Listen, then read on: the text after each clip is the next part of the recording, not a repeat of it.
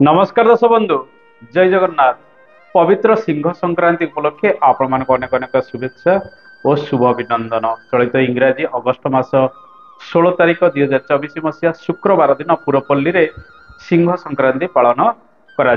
आपण प्रातः स्नान कर दियंतु एवं स्नान कला परे सूर्य देवंकर उपासना करंतु, सूर्य देव को जल अर्घ्य दियंतु, आदित्य हृदय श्रोतम पाठ करंतु, श्रीहरि विष्णु पाखरे टिके पूजा अर्चना करंतु, तुलसी अर्पण करंतु, आपणकर रिष्ट मध्य खंडन हब। एही दिन आपण उपवास रहिबा सहित घरे संक्रांतिर होम इत्यादि करिपारिबे। रवि ग्रहंकर पीड़ारु मुक्ति पाइबा पई आपण गहम गुड़ इत्यादि ग्रह विप्रंकु घर को निमंत्रण करी भोजन दे दक्षिणा सहित आपण ए सब जिनस दान आकार रे देले रवि ग्रहंकर पीड़ारु आपनको मुक्ति मिलता है। शुक्रवार रहुतिबारु गो माता को बढ़िया भोजन दियंतु, विशेष करी अरुआ चाउल रे पिठा करी खाइबा को दियंतु किंबा अरुआ चाउल रे चीनी टिके गाई घी मिसाई गोलाई करी गोटे थाली रे खाइबा को दियंतु। आपणक जीवन में सुख समृद्धि वृद्धि पाइब। गोमाता सेवा कले सुख बढ़ी थाए।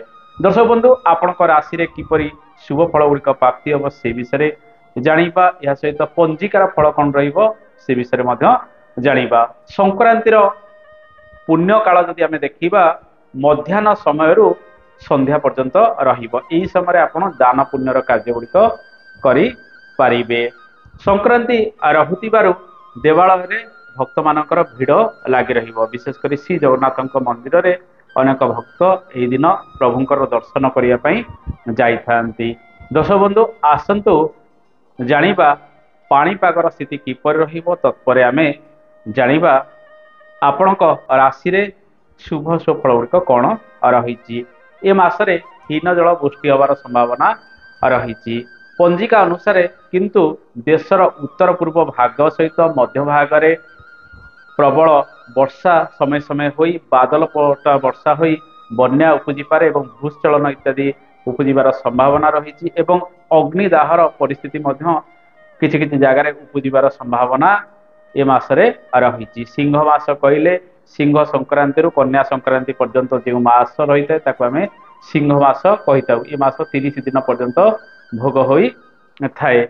ए मासरे उपकूलवर्ती अंचल विशेष करी देशर उत्तर पूर्व भाग या सहित ओडिशा पश्चिमबंग एवं आंध्र प्रदेश उपकूल रे लघुचाप जनित वर्षार प्रकोप वृद्धि पाइब एवं सामुद्रिक झड़ बात्या हबार संभावना मध्य पंजिका कहूची। विशेष करी किछि तारीख मध्य उल्लेख रही। से तारीख गुड़िक आसंतु जानिबा। अगस्ट मास 17 तारीख ठारू 23 तारीख मध्य, अगस्ट मास 26 तारीख ठारू 29 तारीख मध्य, अगस्ट मास 31 तारीख ठारू सेप्टेम्बर मास 5 तारीख एवं सेप्टेम्बर मास 10 तारीख ठारू सेप्टेम्बर मास 15 तारीख मध्य घूर्णिबलय लघुचाप सृष्टि होई ओडिशा पश्चिमबंग आंध्र उपकूलवर्ती राज्य बा अंचल रे धन जीवन क्षयक्षति हबार संभावना रही। दर्शक बंधु ए मासरे 5 गोटी शनिवार भोग हम जहा फल रोग संक्रमण वृद्धि पाइबार संभावना अधिक रही। जलजनित रोग वृद्धि पाइबार अधिक संभावना रही एवं विरोधी मानकर अधिक हट चमक ए मासरे देखा जीवो। शासक दल मध्य गोष्ठी कंदल वृद्धि पाइबार संभावना रही। असामाजिक शक्ति माने विभिन्न क्षेत्र में हैरान हरकत करिपारंती। या सहित सन्त्रासवादी आतंकवादी कार्यकलाप वृद्धि पाइबार संभावना ए मासरे रही। दर्शक बंधु आसंतु जानिबा राशिफल स्थिति किपरि रहिबो। 12 शुक्रवार रहिबो, तेणु शुक्रवार रहुतिबारु बिच्छा राशि धनु राशि एवं मीन राशि घात बार रहिबो। एई दिन घात चंद्र आमे जदि देखिबा कुंभ राशि एवं तुला राशि रे घात चंद्र रहिबो। एही दिन चंद्रमांकर स्थिति धनु राशि रे अहोरात्र रहिबो। आसंतु जानिबा राहु कालर स्थिति केउ समय रहिबो। राहु काल दिबा 10टा बाजी 15 मिनिट ठारू दिबा 11टा बाजी 51 मिनिट पर्यंत रहिबो। यह एक अशुभ काल अटे।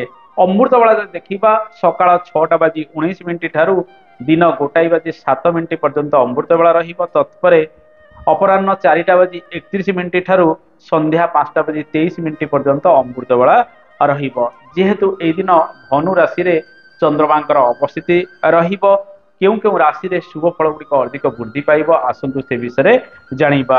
ମେଷ ରାଶି, ମିଥୁନ ରାଶି, କର୍କଟ ରାଶି, ସିଂହ ରାଶି, ବିଛା ରାଶି, ଧନୁ ରାଶି ଓ ମୀନ ରାଶିରେ ଅଧିକ ବା ସର୍ବାଧିକ ଶୁଭ ଫଳ ଗୁଡ଼ିକ ବୃଦ୍ଧି ପାଇବ।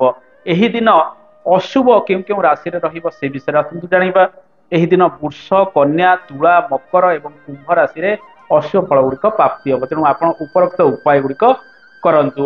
ରବିଙ୍କର ଚଳନ ସିଂହ ରାଶିକୁ ରହିବ। ରବି ଗୋଟେ ମାସ ପର୍ଯ୍ୟନ୍ତ ସିଂହ ରାଶିରେ ରହିବେ। ଏହି ସମୟରେ କିଛି କିଛି ରାଶିରେ ରବି ସୁଧି ରହିବ। ଭାଦ୍ରବ ମାସ ରହୁଥିବାରୁ ଏ ମାସରେ ଶ୍ରୀ ଗଣେଶଙ୍କର ପୂଜା ରହିବ, ଖୁଦୁରୁକୁଣୀ ଓଷା ରହିବ, ଏମିତି ଅନେକ ପର୍ବପର୍ବାଣି ମଧ୍ୟ ରହିବାର ସମ୍ଭାବନା ରହିଛି। ଆସନ୍ତୁ ଜାଣିବା କେଉଁ କେଉଁ ରାଶିରେ ରବିଙ୍କର ଶୁଭ ଫଳ ମାସ ସାରା ଭୋଗ ହବ। ସର୍ବପ୍ରଥମ ରାଶି ଆମେ ଯଦି ଦେଖିବା ମେଷ ରାଶି, ଦ୍ୱିତୀୟ ରାଶି ମିଥୁନ ରାଶି, ତୃତୀୟ ରାଶି କର୍କଟ ରାଶି, ଚତୁର୍ଥ ରାଶି ତୁଳା ରାଶି, ପଞ୍ଚମ ରାଶି ବିଛା ରାଶି, ଷଷ୍ଠ ରାଶି ଧନୁ ରାଶି, ସପ୍ତମ ରାଶି ମୀନ ରାଶି। এই ସାତ ଗୋଟି ରାଶିରେ ରବିଙ୍କର ଶୁଭ ଫଳ ମାସ ସାରା ବୃଦ୍ଧି ପାଇବ। ଅନ୍ୟାନ୍ୟ ଯେଉଁ ରାଶି ଗୁଡ଼ିକ ରହିଲେ ରବିଙ୍କର ଅଶୁଭ ଫଳ ବୃଦ୍ଧି ପାଇବ। ତେଣୁ ଏ ମାସରେ ଆପଣ ରବିଙ୍କର ଉପାସନା କରନ୍ତୁ। ଏହା ସହିତ ସୂର୍ଯ୍ୟଦେବଙ୍କର ପୂଜାର୍ଚ୍ଚନା କରିବା ସହିତ ଆଦିତ୍ୟ ହୃଦୟ ସ୍ତୋତ୍ର ପାଠ କରନ୍ତୁ, ଉପରୋକ୍ତ ଦାନ ଗୁଡ଼ିକ ଦିଅନ୍ତୁ। ଦର୍ଶକ ବନ୍ଧୁ, ଆଜିର ଅଧ୍ୟାୟରେ ଆମେ ସଂକ୍ରାନ୍ତିର ରାଶି ଫଳ ଏବଂ ପଞ୍ଜିକାର ଫଳ ବିଷୟରେ ଆଲୋଚନା କଲେ। ଆଶା କରେ এই ଛୋଟିଆ କାର୍ଯ୍ୟକ୍ରମଟି ଆପଣଙ୍କୁ ଭଲ ଲାଗିଥିବ। କାର୍ଯ୍ୟକ୍ରମ ସମ୍ପର୍କରେ ମତାମତ ଦେବେ। ଆଜି ତ ସମୟ ହେଇଗଲାଣି, ଆଜି ପାଇଁ ଏତିକି। ନମସ୍କାର, ଜୟ ଜଗନ୍ନାଥ, ଧନ୍ୟବାଦ।